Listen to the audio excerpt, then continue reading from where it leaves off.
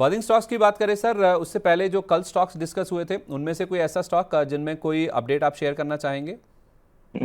Sir क्या देखे गए थे, मेरे को तो यही याद नहीं आ रहा, एक्सेल नहीं कल बनाई हालांकि आपने मैंने। कोई नया स्टॉक नहीं दिया था। ज़्यादातर स्टॉक्स जिनमें हमने बात की थी तो लॉन्ग टर्म वाले ही बात हुई थी, बाकी। हाँ तो सब वही वहीं के वही हैं सर, कहीं किसी में कोई खास डिफरेंस नहीं है। ये रेनिटन सर, इनके नंबर्स आए हैं, नंबर्स के बाद शानदार मूव देखने को मिला। 76% मुनाफा बढ़ा है, रेवेन्यू में 35% का जंप है, एबिडा में भी 76% का जंप है और मार्जिन 1.5% के थिन मार्जिन पे कंपनी काम करती है, 2% के मार्जिन से आगे 33% का ओवरऑल अगर आप देखेंगे तो मार्जिन में हमने जंप बनता हुआ देखा है।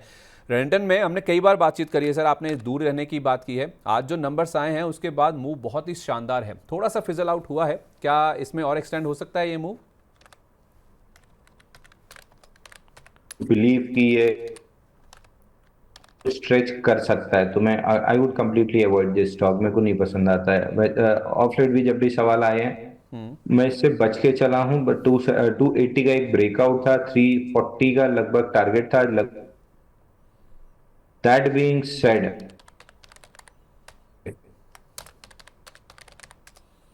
ओके ठीक है। सिंजिन में सर रिजल्ट्स का इम्पैक्ट है, जहां हम देख रहे हैं कि आज जब 5% के आसपास की गिरावट दिख रही है, 400 का लेवल इस स्टॉक में टूटता हुआ दिखा है आज के सेशन में। तो सिंजिन में ये जो रिजल्ट्स की वजह से रिएक्शन आया है उसके बाद लोअर लेवल से थोड़ा थोड़ा पुल बैक देखने को मिल रहा है, इसको अवॉइड करें या फिर इस पुल बैक को प्ले करें?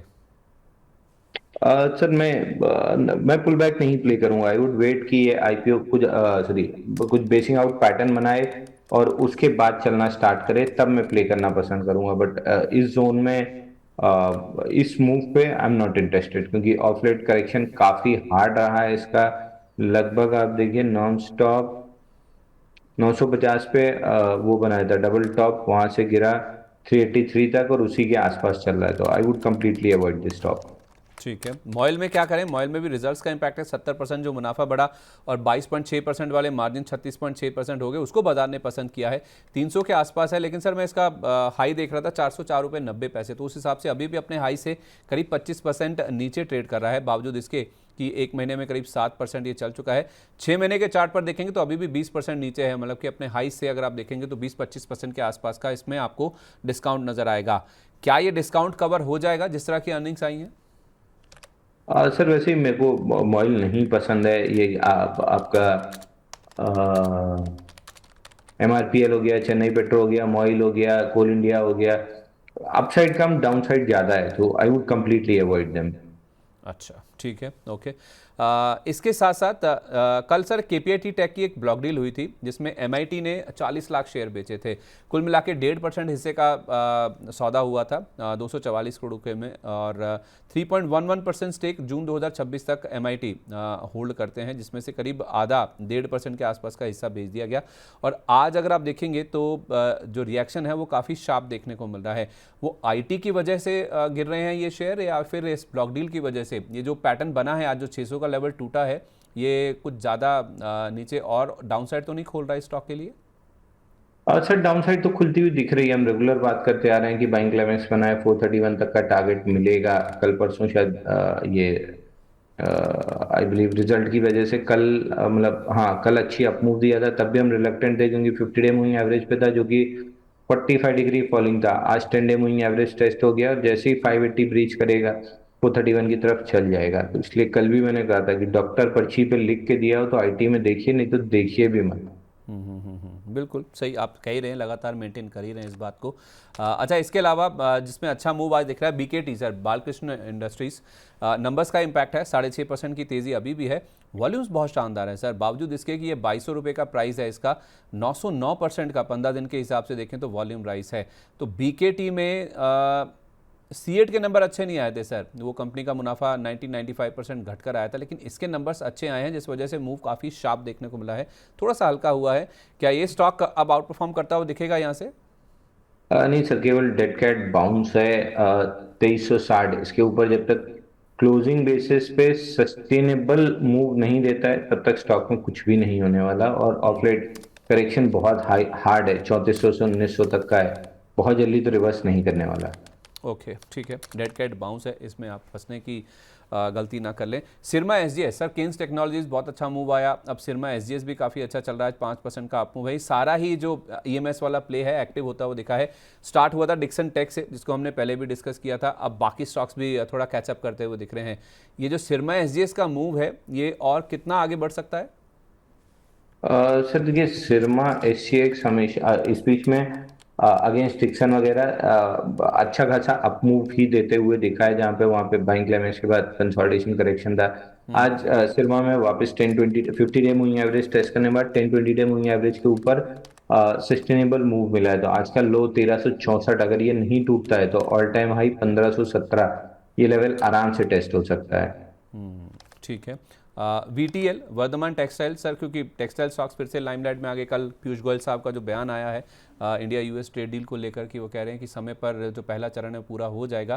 तो एक बार आपने केपीआर मिल की बात करी थी, उसके टारगेट्स बहुत बढ़िया स्विफ्टली मूव हुआ था, शेयर अचीव भी हुए थे। वीटीएल की बात भी आपने करी है। अभी कोई टेक्सटाइल स्टॉक अगर आपको अच्छा लग रहा है या फिर वीटीएल ही?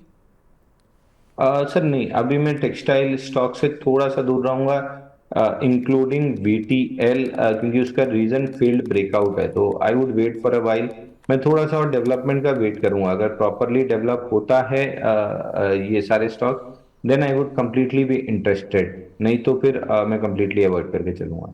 वारी एनर्जीज पे क्या राय दे रहे हैं आप अपने क्लाइंट्स को? अगर कोई सवाल पूछा है सर, 2600 के आसपास आ गया।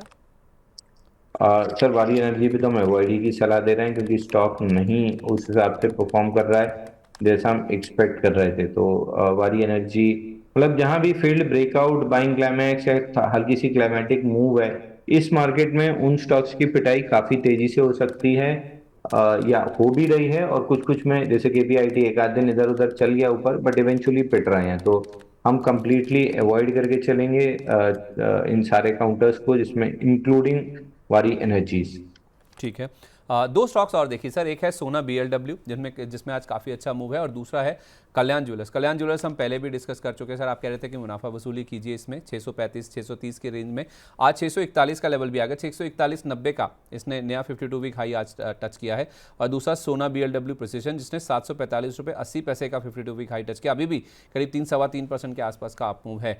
कल्याण में अभी भी यही राय है सर, जो भी बाउंस में ऊपर मिल रहा है लेवल, मुनाफा वसूली करें। और सोना बीएलडब्ल्यू में क्या करें? तो 650 680 मेजर रेजिस्टेंस जोन है, मोस्ट लाइकली यहीं से पलटेगा। अति उत्साह में जितने लोग कल के पीआईटी में घुसे आज पछता रहे हैं। तो आई वुड बिलीव कि जब तक आईपीओ ये ब्लाइंड कैमेक्स के लेवल को प्रॉपरली नेगेट नहीं कर लेता, I would not like to play. 10 में से 8 बार डिक्सन में हमने कितना डिस्कस किया था कि जब 17,900 से पलटना था, 18,500 चला गया, गांव मोहल्ला बुलिश हो गया, उसके बाद आ गया ना वो 10,000। तो मैं इन बाउंस बैक्स में, और वैसे वर्टिकल वेलोसिटी वाले बाउंस बैक्स में ही लॉन्ग एंटाइस होकर ट्रैप होता है। तो मैं कंप्लीटली अवॉइड करूंगा। Sona coms I am completely bullish, पहले भी था अभी भी बुलिश हूँ।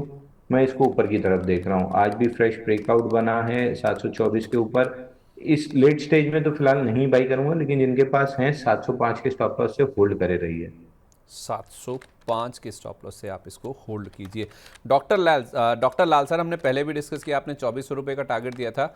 लास्ट हमने जो डिस्कस किया था 27 तारीख को, आई थिंक हमने डिस्कस किया था, तब आपने कहा था कि 1650 रुपये का स्टॉप लॉस रखें इसमें। 1900 का लेवल भी पार हो गया सर आज, स्टॉप लॉस में कोई बदलाव? नहीं, I would not like to change my stop loss. थोड़ा सा कोई स्विंग लो बने तब चेंज करूंगा।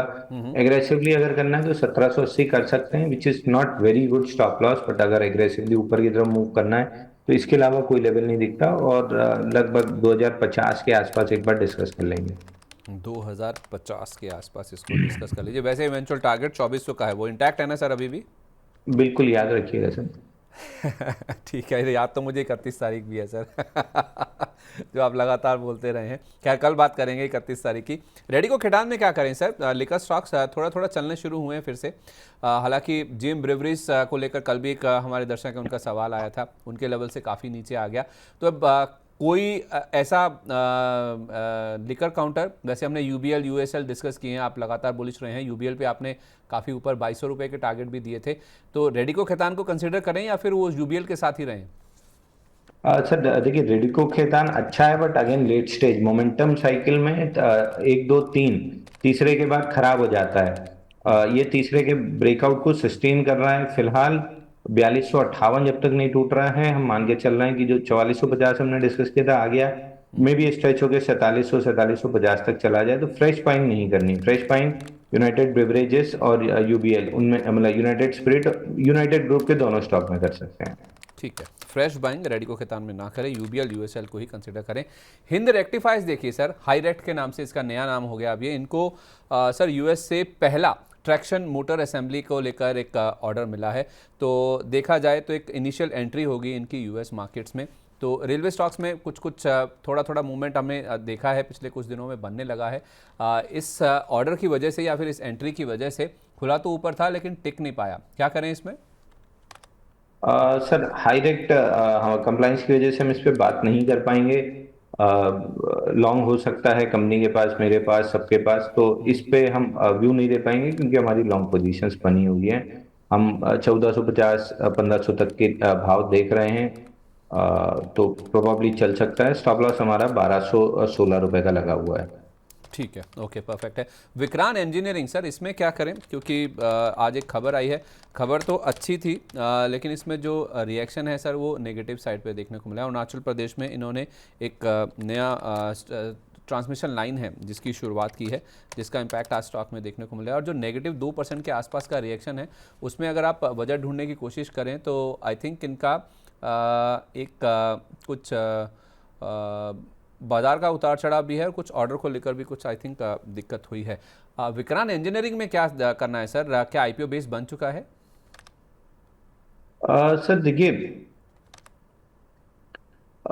आईपीओ स्टॉक्स में जब तक आईपीओ बेस ना बने। आज के लिए कोई नई खरीदारी की सलाह सर? नहीं सर, अभी हम अवॉइड करके चलेंगे। अच्छा, और नेस्ले पे क्या राय है सर? क्योंकि एचयूएल के जब से नंबर्स आए हैं ना उसके बाद से हमने देखा है कि एचयूएल नंबर्स के दिन तो गिरा था, उसके नेक्स्ट डे देखा हमने काफ़ी अच्छी रिकवरी देखने को मिली। और नेस्ले को एचयूएल का एक बढ़िया सब्स्टिट्यूट या फिर एक बेटर ऑप्शन के तौर पर देखा जा रहा है। एफएमसीजी में अगर किसी को रहना है पोर्टफोलियो थोड़ा सा बैलेंसिंग के हिसाब से, एचयूएल या नेस्ले, क्या आपकी पसंद होगी? सर मैं सिंपल सी एक स्ट्रैटेजी बताता हूँ और ये फ्री है, इसमें बहुत मेहनत नहीं करनी। आपको जब भी लगता है कोई सेक्टर तेज है या इसमें आगे पैसा बनेगा, सिंपल सा ट्रेडिंग व्यू खोलिए, उस सेक्टर का इंडेक्स टाइप कीजिए। जैसे आईटी है तो सीएनएक्स आईटी टाइप कीजिए, फॉरवर्ड स्लैश मारिए सीएनएक्स आईटी फॉरवर्ड स्लैश और निफ्टी लिख के एंटर मार दीजिए, तो आपको एक रेशियो चार्ट मिलेगा। 1.3 2.3 ऐसे करके वैल्यू रहेगी। अगर वो ट्रेंडिंग अप है यानी आपका सेक्टर आउट परफॉर्म कर रहा है, बिल्कुल जाके ब्रेकआउट्स प्ले कीजिए या पैसा लगाइए। अगर वो डाउन ट्रेंडिंग चार्ट है, 10 20 50 एक दूसरे के नीचे है, तो कतई नहीं करना है। फॉर योर रेफरेंस, आपने मेरे मुंह से कभी नहीं सुना होगा आईटी बाई। उसकी सिंपल सी वजह थी, रेशियो चार्ट ने दिसंबर 2021 में पीक किया था 2.2 पे, उसके बाद से आज तक डाउन ट्रेंडिंग है। तो अगेन अगर मैं CNXFMCG डिवाइड बाई निफ्टी कर लूँ, sorry FMCG divide by Nifty, ये भी कंप्लीटली डाउन ट्रेंडिंग आपका नीचे की तरफ जा रहा है। ओके, ठीक है सर। जेएंडके बैंक पे मुझे आपकी राय चाहिए।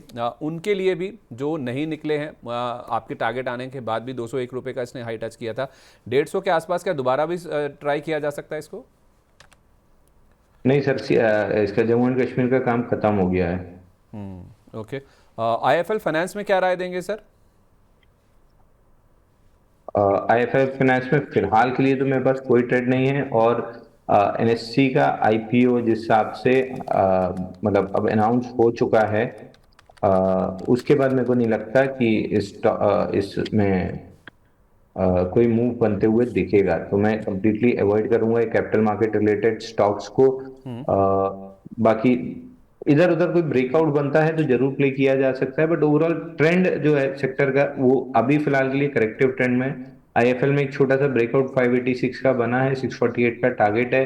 रिस्क रिवॉर्ड इस सेंचर पे मैच नहीं करेगा तो अवॉइड करके चलेंगे। सर एफएमसीजी, एफएमसीजी अगर आप देखेंगे कायदे से, एफएमसीजी का रेशियो चार्ट पीक हुआ था मार्च 2020 में, उसके बाद से कंप्लीटली डाउन ट्रेंडिंग है, तो मैं क्यों एफएमसीजी में पैसा लगाऊंगा। ठीक है, ओके, परफेक्ट है। बहुत शुक्रिया आपका सर, आज अपना कीमती समय हमारे साथ शेयर करने के लिए। जिन भी स्टॉक्स पर चर्चा हुई है सर, उनमें कोई disclaimer? Reality index sir, reality index में अब जाके लोअर लो का स्ट्रक्चर टूटा है और पहली बार हायर लो बनने की कोशिश हो रही है, तो यहाँ से रियलिटी सेक्टर में रिवर्सल है। इसका भी पीक आउट बना था आपका जून 2024 में, उसके बाद से करेक्टिंग 2 साल करेक्ट किया, अब हायर लो बना रहा है, तो रियलिटी में पैसा बनेगा। तो एक सिंपल सी चीज है, इंडेक्स डिवाइड बाई, जो भी इंडेक्स आप इन्वेस्ट करना चाह रहे हैं, डिवाइड बाई निफ्टी कर लीजिए, उसका रेशियो चार्ट देख लीजिए ऊपर है कि नीचे है। अगर ऊपर है तो फिर उसके इंडिविजुअल काउंटर्स को उसी इंडेक्स से डिवाइड कर लीजिए, जिसका भी चार्ट ऊपर है वो आपको पैसा दे देगा। तो ये एक तो सिंपल स्ट्रैटेजी अगर फॉलो कर लेंगे, अंडर परफॉर्मिंग काउंटर्स से बचे रहेंगे। तो बाकी आपने इंडेक्स स्टॉक, रियलिटी में सॉरी, सर आपने रेमंड रियलिटी बोला था। और Raymond reality divide by Raymond reality divide by CNX RELTY। आप देखिए, इसने पूरे लोअर लो स्ट्रक्चर चेंज करके रिवर्सल किया था 7 मई को, तब से एक रेंज में फंसा हुआ है। जैसे ही सीनेक्स रियलिटी इस पे रेमंड्स पे ब्रेकआउट बनेगा, एक तो स्ट्रॉन्ग सेक्टर, रिवर्सिंग सेक्टर जो करेक्शन के बाद बुलिश ट्रेंड में जा रहा है, उसमें ये स्टॉक इंडेक्स को आउट परफॉर्म कर रहा है, तो ये स्टॉक आपकी वॉच लिस्ट में होना चाहिए। जैसे ही ब्रेकआउट बने ऐसे ही प्ले कर लीजिए। चलिए ठीक है सर, कोई डिस्क्लेमर जाने से पहले। इंडेक्स स्टॉक सर जो भी डिस्कस हुआ है कोई भी पर्सनल पोर्टफोलियो में नहीं है, लेकिन कंपनी क्लाइंट के पास हो सकते हैं, किसी तरह का कोई भी कॉन्फ्लिक्ट ऑफ इंटरेस्ट नहीं है। चलिए बहुत शुक्रिया सर अपना कीमती समय आज शेयर करने के लिए। Wish you a very good day sir, thank you so much. धन्यवाद सर।